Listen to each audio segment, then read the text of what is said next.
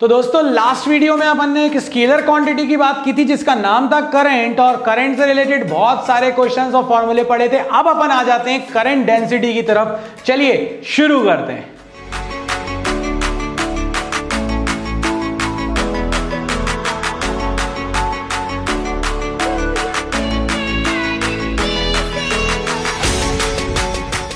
सबसे पहली चीज, तो जब भी अपन कभी डेंसिटी निकालते हैं तो डेंसिटी निकालते टाइम एक्चुअली में अपन लोग करते क्या हैं, इसको समझने वाली बात है। आप डेंसिटी निकालते हो mass upon volume, mass density. आपने चार्ज डेंसिटी निकाली, line charge density, charge per unit length, charge per unit area, charge per unit volume. यार इन सब की जरूरत क्यों पड़ी, अलग अलग क्यों किया? पॉपुलेशन डेंसिटी निकालते हैं तो बोलते हैं कि उस कंट्री की total population upon surface area. Volume क्यों नहीं लिया अपन ने? तो क्यों? क्योंकि उस पर्टिकुलर जगह पर हम देखो स्पेस में हम खड़े हैं, बट अगर अर्थ का उस एरिया को ऑक्यूपाई कर रहे हैं जो कि उस कंट्री का है, तो इसीलिए अपन डेंसिटी निकालते टाइम सरफेस एरिया ले रहे थे। यहां पर अपन लेंथ ही थी अपने पास, वॉल्यूम था ही नहीं, तो चार्ज पर यूनिट लेंथ।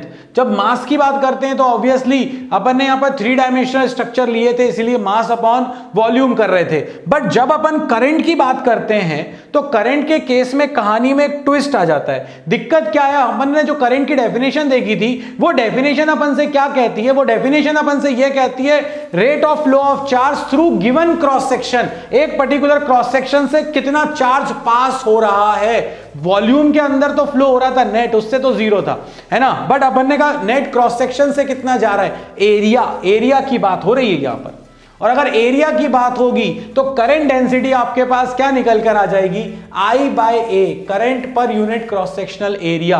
मगर यहां पर एक बहुत इंपॉर्टेंट बात है जो तुम्हें ध्यान रखनी पड़ेगी, और वो ये है the area is normal to the direction of charge flow और करंट। मतलब कि हम अगर आपसे कहें कि करंट ऐसा जा रहा है, मान लो करंट ऐसा जा रहा है और ये सरफेस एरिया ले लिया मैंने, तो ये डेंसिटी नहीं दे पाएगा। अगर सरफेस एरिया ऐसा है तो करंट, हमें कौन सा वाला करंट चाहिए? हमें वो करंट चाहिए जो इसके क्या होना चाहिए, परपेंडिकुलर होना चाहिए। ये ध्यान रखने वाली बात है, ठीक है। सो current density at any point inside a conductor is defined as a vector having magnitude equal to current per unit area surrounding that point, current per unit area. Remember the area must be normal to the direction of flow of charge.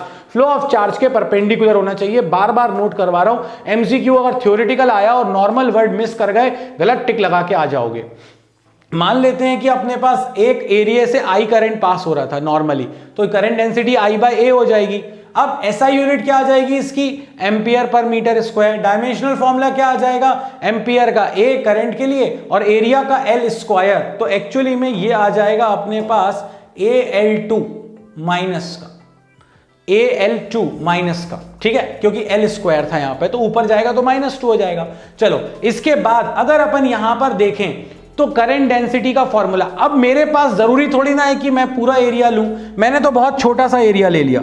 अगर मेरी condition ऐसी बनी, छोटा सा area जो है वो normal है, मतलब जिस डायरेक्शन में करंट है, चार्ज जा रहा है उसी डायरेक्शन में एरिया है, तब तो कोई दिक्कत नहीं है। आपके पास करंट डेंसिटी का फॉर्मूला आ जाएगा DI/DA, J is equal to DI/DA। DI क्या है, करंट जो इस छोटे से एरिया से पास हो रहा है इस पर्टिकुलर डायरेक्शन में। बट अगर आपने कहा कि नहीं बाबा जी, मैंने तो मेरा जो एरिया है वो एक एंगल पर है करंट के साथ, मतलब चार्ज ऐसे जा रहा था और एरिया ये है, तो हमने क्या कहा कि I और A, देखो चार्ज जिस डायरेक्शन में जा रहा है एरिया नॉर्मल होना चाहिए, मतलब एरिया वेक्टर तो उसी डायरेक्शन में होगा ना। Area is a vector quantity, तो सरफेस से नॉर्मल चार्ज जा रहा है और सरफेस के नॉर्मल ही तो एरिया वेक्टर होता है, मतलब कि दोनों पैरेलल हो गए। तो अगर मैं यहां पर आपसे कहूं कि चार्ज मेरा जा रहा है ऐसा और एरिया है ऐसा, तो अपन कौन सा वाला कंपोनेंट लेंगे? एक कंपोनेंट अपने पास आ जाएगा यहां पर DA cos थीटा और एक आ जाएगा DA sin theta. sin theta वाला तो फ्लो के परपेंडिकुलर हो गया, cos थीटा वाला फ्लो की डायरेक्शन में हो गया। तो आप यहां पर ये भी लिख सकते हो कि एक्चुअली में आपके पास जो करंट डेंसिटी है वो हो जाएगा DI/DA cos theta. DA cos theta क्यों लिया? अगर एंगल थीटा था तो। अब यहां पर आप क्या करो, DA cos थीटा को इधर ले जाओ। अब करंट डेंसिटी, एरिया कैसी क्वांटिटी है, वेक्टर, और करंट कैसी है, स्केलर। अगर करंट डेंसिटी स्केलर हो जाती, समझना मेरी बात को, अगर ये स्केलर हो जाता तो स्केलर इनटू वेक्टर तो वेक्टर होना चाहिए था, मगर करंट तो स्केलर है। इसका मतलब है कि करंट डेंसिटी क्या बन गया, वेक्टर। और हमारे पुराने पाप अब सामने आ गए, जिसमें हम बोलते थे कि अगर आपके पास ए वेक्टर डॉट बी वेक्टर है तो ये हो जाता है ए बी कॉस थीटा। तो यहां पर ए की जगह पर आ गया जे, बी की जगह पर आ गया डी ए, कॉस थीटा तो था ही, तो इसको अपन ने लिख दिया जे डॉट डी ए। और डॉट प्रोडक्ट बता रहा है कि भैया करंट स्केलर है मगर करंट डेंसिटी को वेक्टर होना पड़ा। इसीलिए ये बहुत इंपॉर्टेंट बात है और ये बहुत ही ज्यादा इंपॉर्टेंट बात है, आया है बहुत सारे एग्जाम्स में, current is scalar but current density is vector. और ये अपन ने जो निकाला था ये डी था, अगर इंटीग्रेट कर देंगे तो आई आ जाएगा, that is integration J dot D S.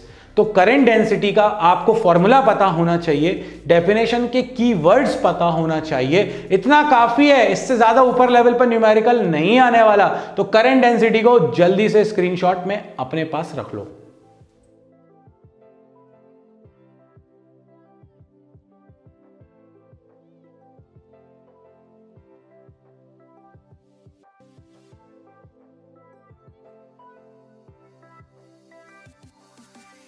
अब अपने पास एक और इंपॉर्टेंट टॉपिक निकल कर आता है जिसका नाम है ड्रिफ्ट वेलोसिटी। ये ड्रिफ्ट वेलोसिटी क्या है?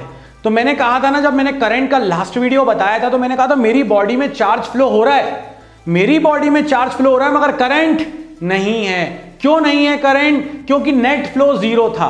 इसी तरह से अगर आपने कोई इलेक्ट्रिक फील्ड ही नहीं लगाई तो अगर किसी कंडक्टर के अंदर ये बहुत सारे इलेक्ट्रॉन है, कोई इधर भाग रहा है, कोई उधर भाग रहा है, कोई उधर जा रहा है, कोई इधर जा रहा है, तो इन सबकी वेलोसिटीज का अगर सम करोगे, इनिशियल वेलोसिटी, वेलोसिटी वेक्टर है, तो वो जीरो आ जाएगा। क्यों?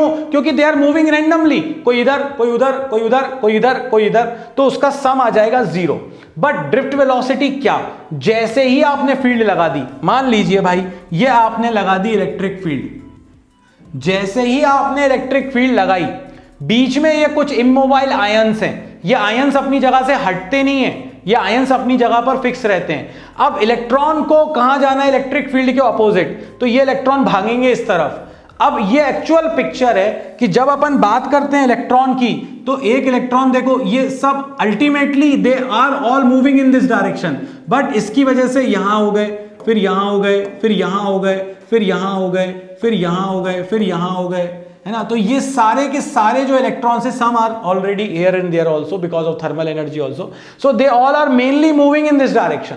ये एक्चुअल पिक्चर है अंदर की, जो तुमने बेचारे इलेक्ट्रॉन के साथ किया ना टॉर्चर लगा के फील्ड, मतलब ये तो वही वाली बात हो गई, एक आपको आंखें बंद कर दी और एक कमरे के अंदर छोड़ दिया और बोला सीधे वहां निकलना है बाहर, और आंखें बंद करने के बाद कमरे के अंदर घुसाने के बाद बताया कि आपके पीछे कुत्ता छोड़ दिया, अगर आप वहां से बाहर नहीं निकले तो ये आपको काटेगा और आप रुक नहीं सकते। तो अब आप क्या करोगे? अब आप भागोगे इधर उधर उधर उधर उधर, मगर भागना सीधे था, आपको पता है बीच में बहुत सारी आपके बीच में गड्ढे डाल दिए, आप गिर गए, आप खड़े हो गए, आप भागे, फिर टकराए, फिर टकराए, फिर टकराए, फाइनली बाहर निकल गए। तो वही आपने एक इलेक्ट्रॉन के साथ किया। फील आया ना कि इलेक्ट्रॉन को कितना टॉर्चर किया तुमने? वो इस इलेक्ट्रॉन को बाहर नहीं निकलने दे रहे थे, आयंस से जो कोलिजन के साथ, मगर फाइनली बाहर आ गया।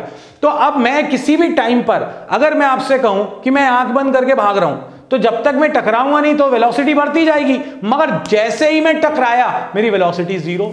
अब मैं किसी भी टाइम पर कैसे निकालूं कि इलेक्ट्रॉन की स्पीड क्या है, इलेक्ट्रॉन की वेलोसिटी क्या है अंदर? तो हम नहीं निकाल सकते। तो हम क्या निकालते हैं? उसकी एवरेज। एवरेज स्पीड कैसे निकालेंगे? So the drift velocity is defined as the average velocity with which electron in the conductor get drifted under the influence of electric field. मतलब कि वो मेनली हमारे पास जो ड्रिफ्ट वेलोसिटी है वो क्या बता रहा है? It is the average velocity of the electron when electric field is applied because of the electric field. Electric field apply करते ही जिस एवरेज वेलोसिटी के साथ वो भाग रहा है आगे की तरफ, वो क्या है? उसकी एवरेज वेलोसिटी ही ड्रिफ्ट वेलोसिटी कहलाती है। ठीक है, अब आपको इसका डेरिवेशन पेपर में नहीं पूछेंगे, है ना, बट फिर भी कई लोग तुम में से कमेंट करोगे Baba ji we are interested in derivation also. तो चलो एक काम करते हैं, जल्दी से इसका डेरिवेशन भी देख लेते हैं।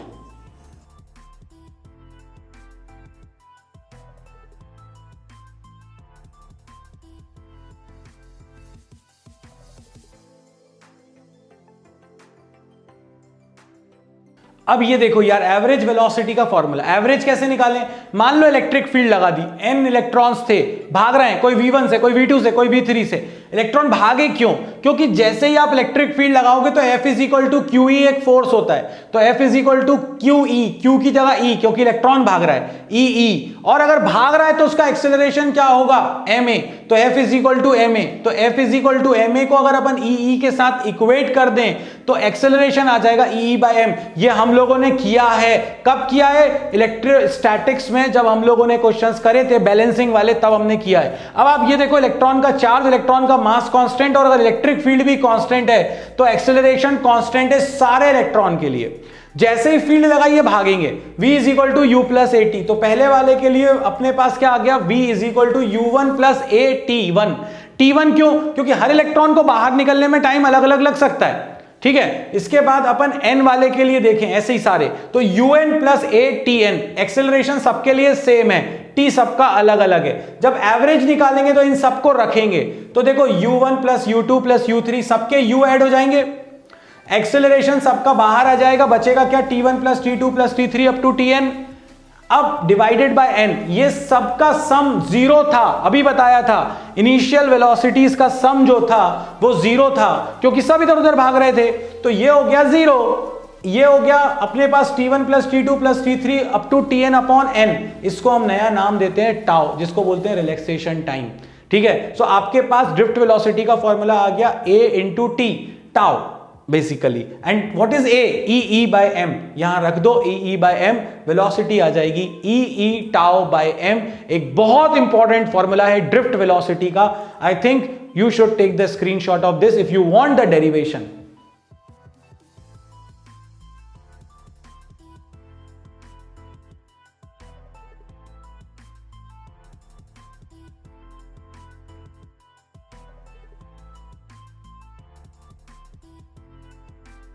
नाउ अब अपने पास आ चुका है फॉर्मूला ए टाउ, ए की वैल्यू थी ई बाय एम, रख दिया ई tau by M.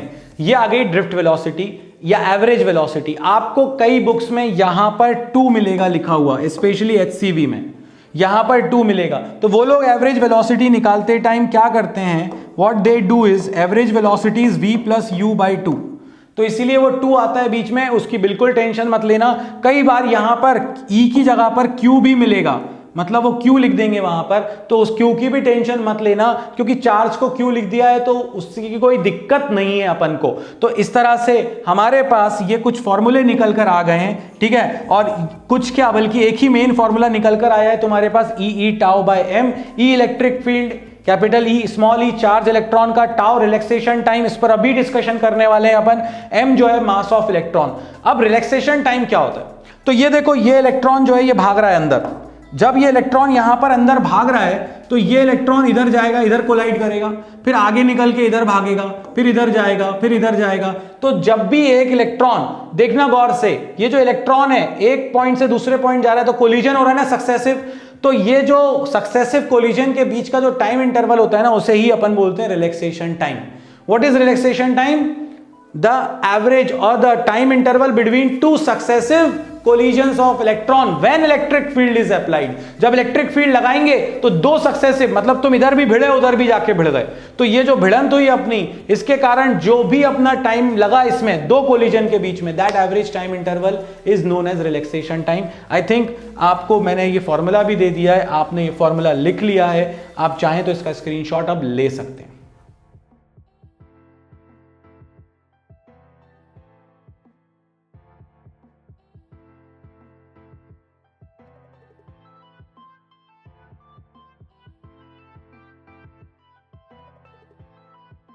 Now next question arises is what is relaxation time. Relaxation time क्या होता है?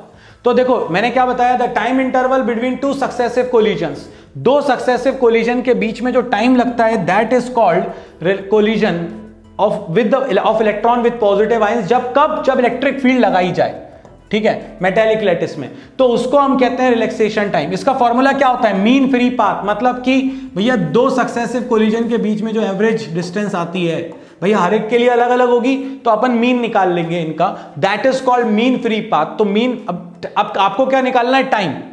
तो टाइम क्या हो जाएगा आपके पास? Time is equal to distance upon speed, तो दो कोलिजन के बीच का एवरेज जो डिस्टेंस है which is called mean free path, क्योंकि यही फ्री था, अपॉन ड्रिफ्ट वेलोसिटी, या एक्चुअली में ये VRMS होती है। ये क्या होती है ये अपन आगे जाकर बात करेंगे ज्यादा अच्छे से दूसरे चैप्टर में, बट यहां पर अभी ये मान लीजिए इलेक्ट्रॉन की RMS स्पीड नहीं अगर याद है तो कोई दिक्कत नहीं है आपको। अगर इस पर बाई चांस, वैसे तो नहीं आएगा बट बाई चांस अगर कोई क्वेश्चन आता है तो सीधे सीधे मीन फ्री पाथ तो VRMS दे दिया जाएगा और आप रिलैक्सेशन टाइम निकाल पाएंगे, या रिलैक्सेशन टाइम निकालना होगा तो VRMS और लैम्डा दे दिया जाएगा, या ऐसा कह सकते हैं कि अगर लैम्डा निकालना होगा तो टाउ और VRMS दे दिया जाएगा। तो इस तरह से हम इजीली इससे कैलकुलेट कर सकते हैं, बिल्कुल टेंशन मत लेना। इसके बाद आता है effect of temperature on drift velocity.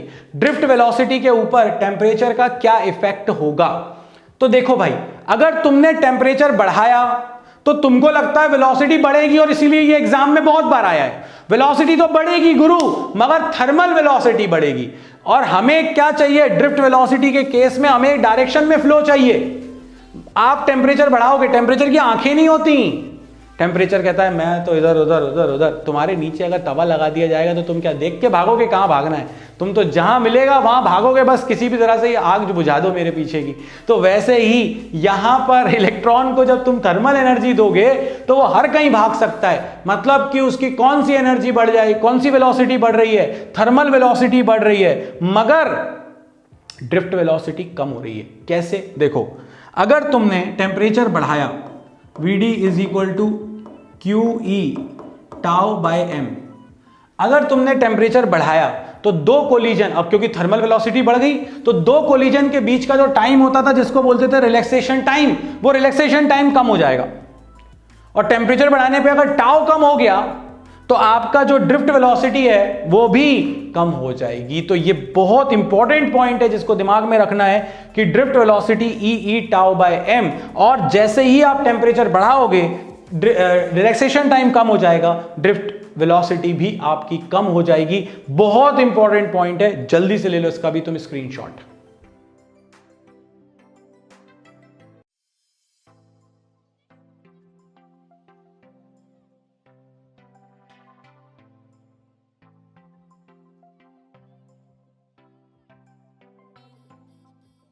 इसके बाद अपने पास जो नेक्स्ट टर्म आता है वो आता है मोबिलिटी।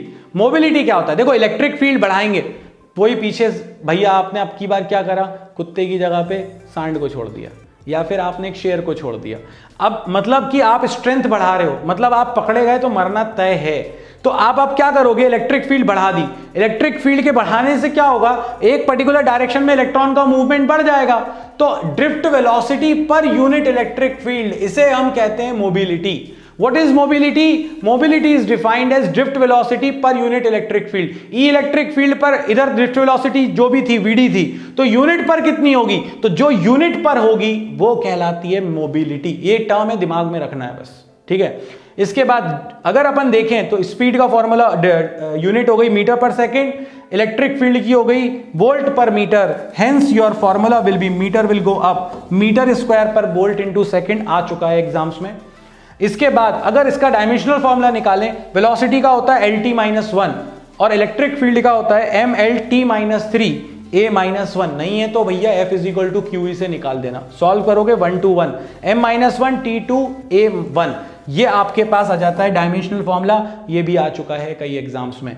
अब आता है अपने पास जो नेक्स्ट पॉइंट आता है, वो नेक्स्ट पॉइंट ये आता है ग्राफ। ये तो 100% बता रहा हूं, 99% बच्चा गलत करेगा। क्यों? क्योंकि mobility is inversely proportional to electric field, यहां दिख रहा है। तो आप सोचोगे ग्राफ बनेगा रेक्टेंगुलर हाइपरबोला, बट एक्चुअली में जब आप यहां पर मोबिलिटी और इलेक्ट्रिक फील्ड का ग्राफ बनाओगे तो यहां पर ड्रिफ्ट वेलोसिटी का फॉर्मूला रख दो। क्या है formula? QE tau by m। तो जैसे ही ड्रिफ्ट वेलोसिटी का फॉर्मूला रखा E tau by m, E से E क्या हो गया? कैंसिल, बचेगा क्या? E tau by m। और यहां तो इलेक्ट्रिक फील्ड आई नहीं रही, रिलैक्सेशन टाइम फिक्स हो गया मेटल के लिए, इलेक्ट्रॉन का चार्ज फिक्स है, मास इलेक्ट्रॉन का फिक्स है। इसका मतलब है मोबिलिटी इलेक्ट्रिक फील्ड पर डिपेंड ही नहीं कर रही, और अगर नहीं कर रही तो mobility is proportional to E⁻�0। ये आएगा आपका बेहतरीन सा ग्राफ। तो जल्दी से इसका भी तुम ले लो स्क्रीन शॉट।